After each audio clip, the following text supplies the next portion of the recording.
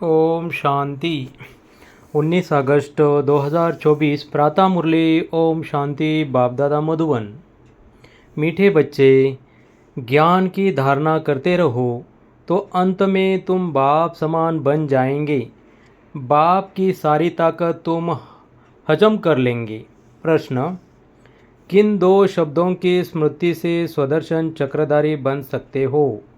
उत्तर: उत्थान और पतन, सतो प्रधान और तमो प्रधान, शिवालय और वैशालय। यह दो दो बातें स्मृति में रहे तो तुम स्वदर्शन चक्रधारी बन जाएंगे। तुम बच्चे अभी ज्ञान को यथार्थ रीति जानते हो। भक्ति में ज्ञान नहीं है, सिर्फ दिल खुश करने की बातें करते रहते हैं। भक्ति मार्ग है ही दिल खुश करने का मार्ग। ओम शांति। मीठे मीठे रूहानी बच्चों प्रति बाप बैठ समझाते हैं। अब तुम बच्चों के लिए बाप कहते हैं तुम कितने ऊंचे थे। उत्थान और पतन का ये खेल है।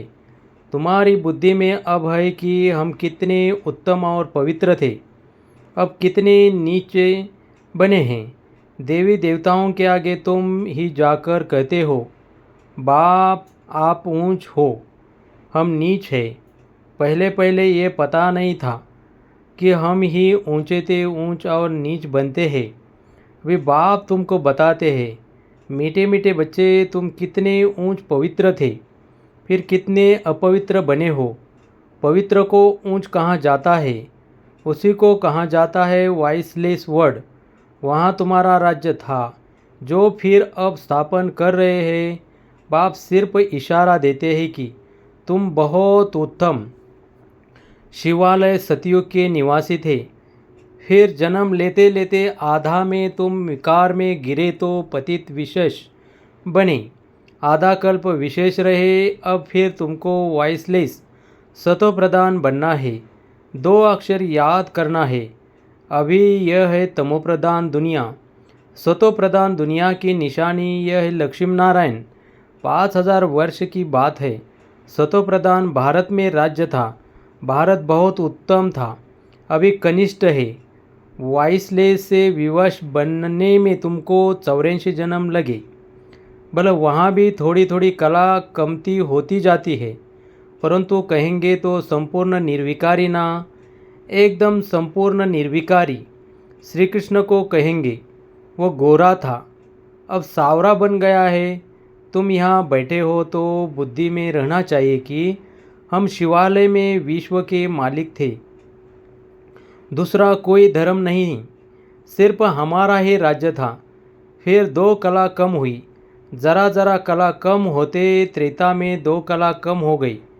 पीछे विशेष बनते हैं और गिरते गिरते छी छी बन जाते हैं। इसी को कहा जाता है विशेष वर्ल्ड। विषय वैतरणी नदी में गोते खाते रहते हैं, वहाँ क्षीर सागर में रहते थे। तुम सारे वर्ल्ड की हिस्ट्री ज्योग्राफी को, अपने 84 जन्मों की कहानी को भी समझ गए हो। हम वाइसलेस थे, इनके राज्य में थे, पवित्र राजा ही थी, उसी को कहेंगे फुल स्वर्ग।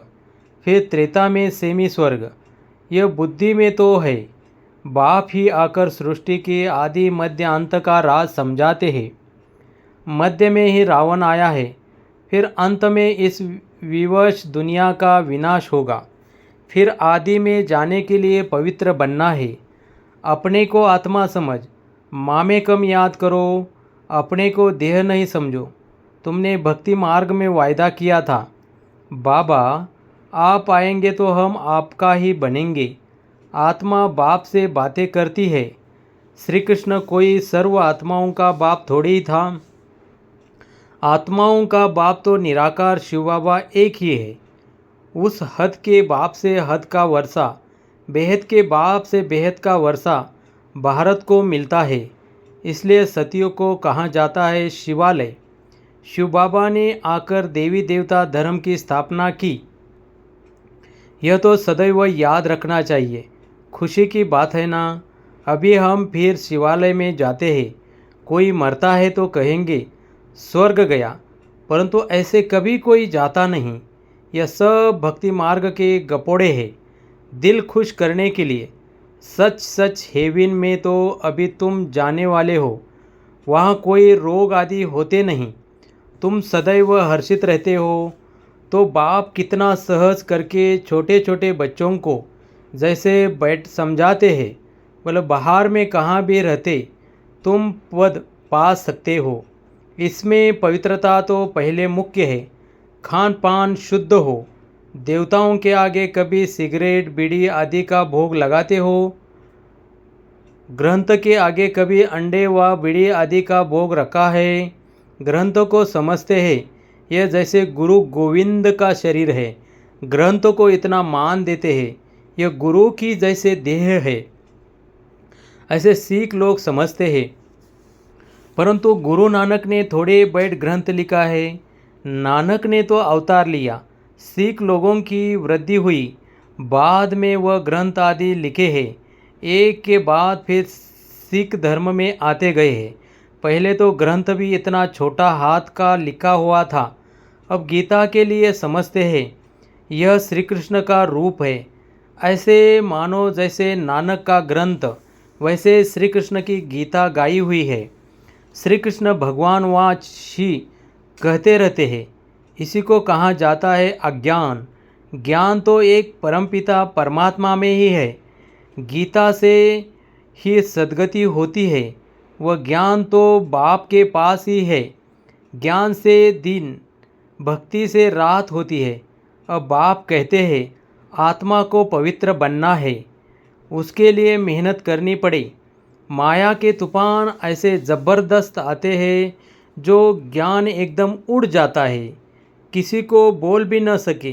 पहला काम विकार ही बहुत तंग करता है। उसमें ही टाइम लगता है तो एक सेकंड में जीवन मुक्ति की बात। बच्चा पैदा हुआ और मालिक बना। तुमने पहचाना शिव बाबा आया हुआ है और वर्षे के हकदार बने। गीता भी शिव बाबा ने ही गाई थी। उसने ही कहा है मामेकम याद करो। मैं इस साधारण तन में आता हूँ। श्री कृष्ण साधारण थोड़ी ही है। वह तो जन्म लेते हैं तो जैसे बिजली चमक जाती है बहुत प्रभाव पड़ता है। इसलिए श्री कृष्ण का अब तक भी गायन करते हैं।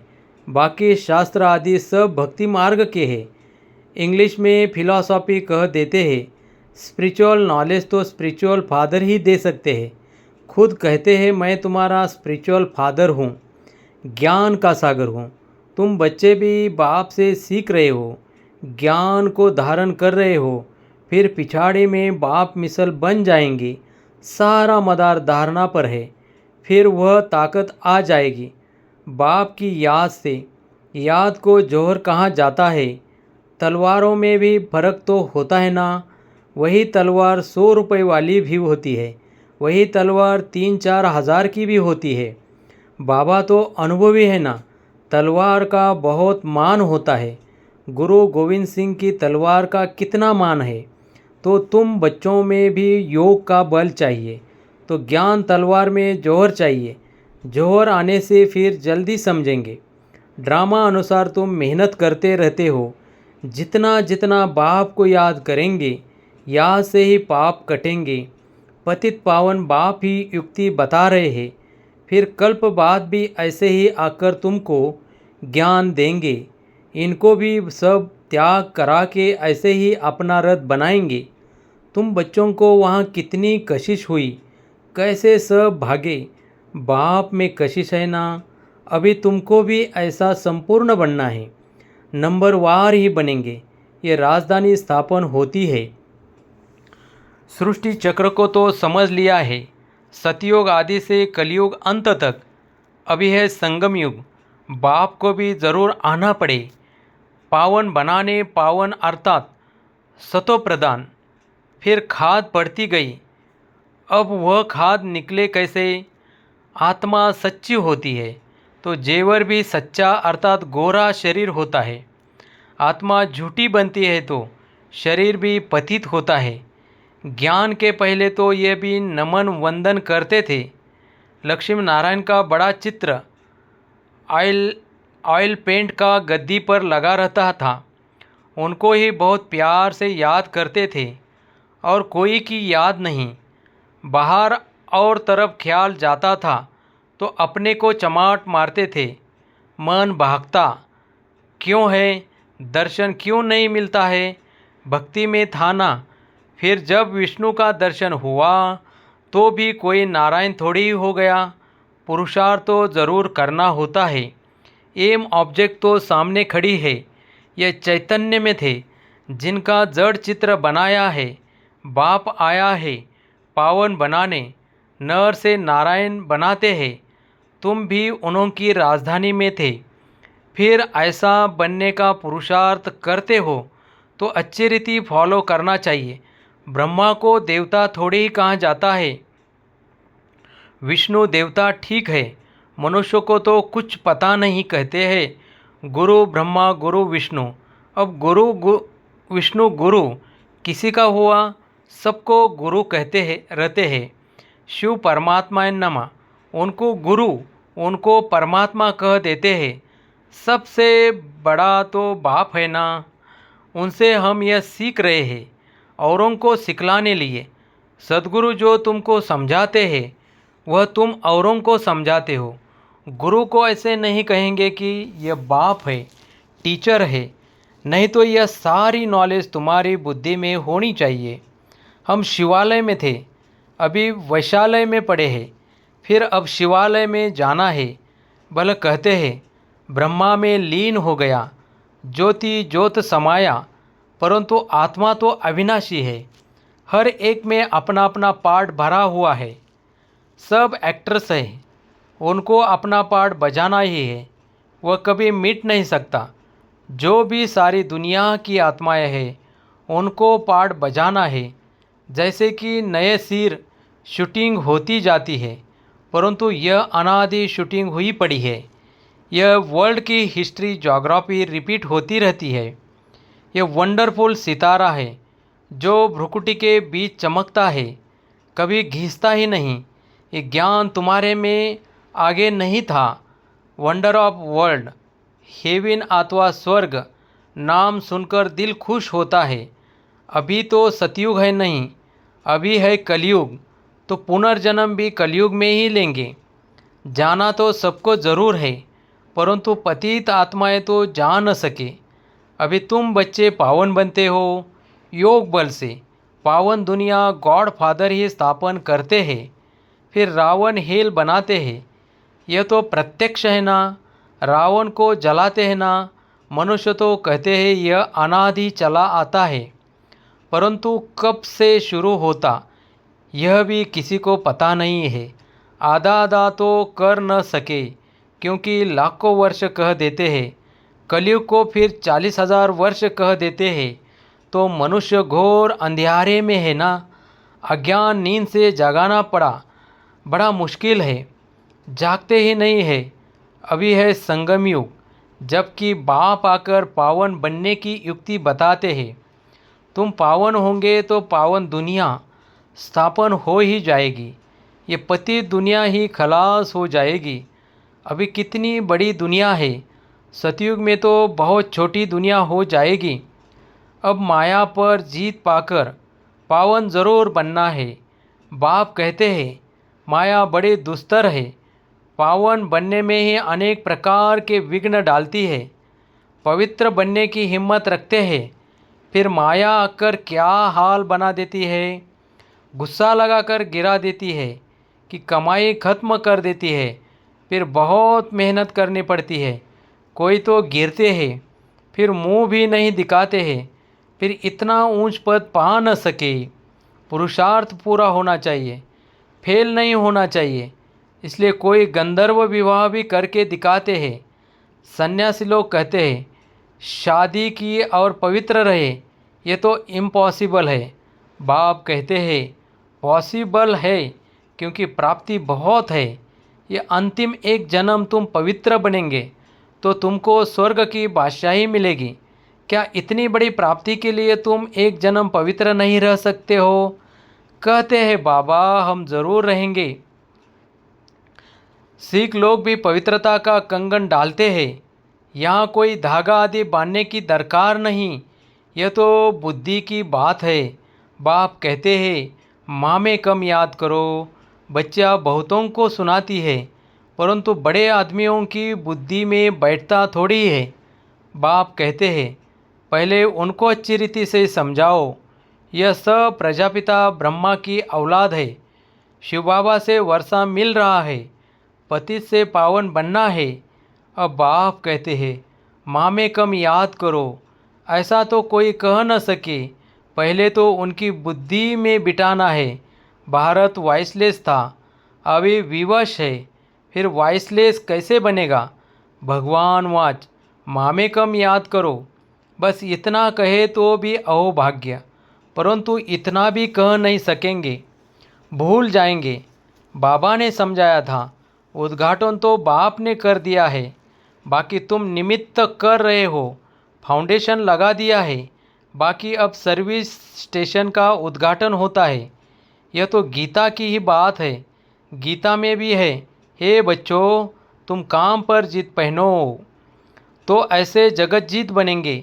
21 जन्मों के लिए भले खुद न बने, औरों को तो समझाए। ऐसे भी बहुत है, औरों को उठाकर खुद गिर पड़ते हैं। काम महाशत्रु है, एकदम गटर में गिरा देता है। जो बच्चे काम पर जीत पाते हैं वही जगत जीत बनते हैं। अच्छा, मीठे मीठे सिकिलदे बच्चों प्रति माता पिता बाप दादा का याद प्यार और गुड मॉर्निंग। रूहानी बाप की रूहानी बच्चों को नमस्ते। धारणा के लिए मुख्य सार। फर्स्ट, इस अंतिम जन्म में सर्व प्राप्तियों को सामने रख पावन बनकर दिखाना है। माया के विघ्नों से हार नहीं खानी है। 2, एम ऑब्जेक्ट को सामने रख पूरा पुरुषार्थ करना है। जैसे ब्रह्मा बाप पुरुषार्थ कर नर से नारायण बनते हैं, ऐसे फॉलो कर गद्दी नशीन बनना है। आत्मा को सतोप्रधान बनाने की मेहनत करनी है। वरदान, अधिकारी बन समस्याओं को खेल खेल में पार करने वाले हीरो पाठधारी भव। चाहे कैसी भी परिस्थितियाँ हो, समस्या हो, लेकिन समस्याओं के अधीन नहीं। अधिकारी बन समस्याओं को ऐसे पार कर लो जैसे खेल खेल में पार कर रहे हैं। चाहे बाहर से रोने का भी पार्ट हो, लेकिन अंदर हो कि यह सब खेल है, जिसी को कहते हैं ड्रामा। और ड्रामा के हम हीरो पाठधारी हैं। हीरो पाठधारी अर्थात एक्यूरेट पार्ट बजाने वाले। इसलिए कड़ी समस्या को भी खेल समझ हल्का बना दो, कोई भी बोझ न हो।